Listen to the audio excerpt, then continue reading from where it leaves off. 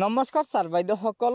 কেন্দ্ৰীয় trade union আৰু কৰ্মচাৰী ফেডাৰেশ্যনসমূহে দেশৰ অংগনবাড়ী কৰ্মী সহায়িকা, আশা কৰ্মী আৰু মধ্যাহ্ন ভোজনৰ ৰন্ধন কৰ্মীসকলৰ দৰমহা বৃদ্ধিৰ লগতে অন্যান্য ঠিকাভিত্তিক কৰ্মচাৰীসকলৰ দৰমহা বৃদ্ধিৰ দাবীত এটা বৃহৎ সিদ্ধান্ত গ্ৰহণ কৰিছে।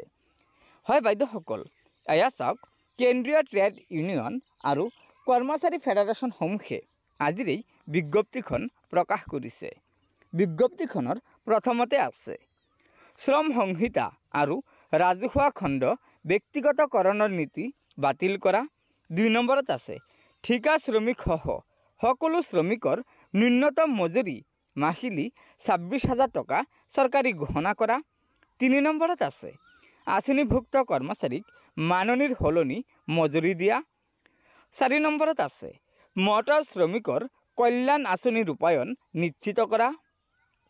5 নম্বৰত আছে চাহ শ্ৰমিকৰ দিন হাজিৰা 661 টকা ধাৰ্য কৰা। আৰু একেবাৰে শেষত আছে নিৰ্মাণ শ্ৰমিক কল্যাণ পৰিষদৰ স্বকীয়তা ৰক্ষা কৰা ইত্যাদি দাবীত দেশজোৰা সাধাৰণ ধৰ্মঘট 20 মে 2025 তাৰিখে অসমতো পালন কৰক।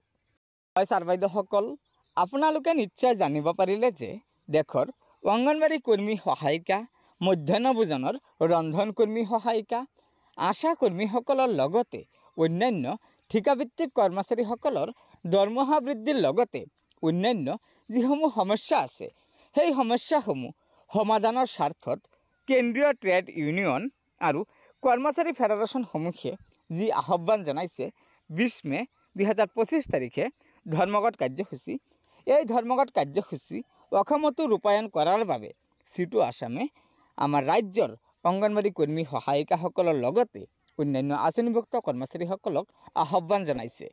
গতিকে এয়া নিশ্চয় এটা অত্যন্ত গুৰুত্বপূৰ্ণ খবৰ।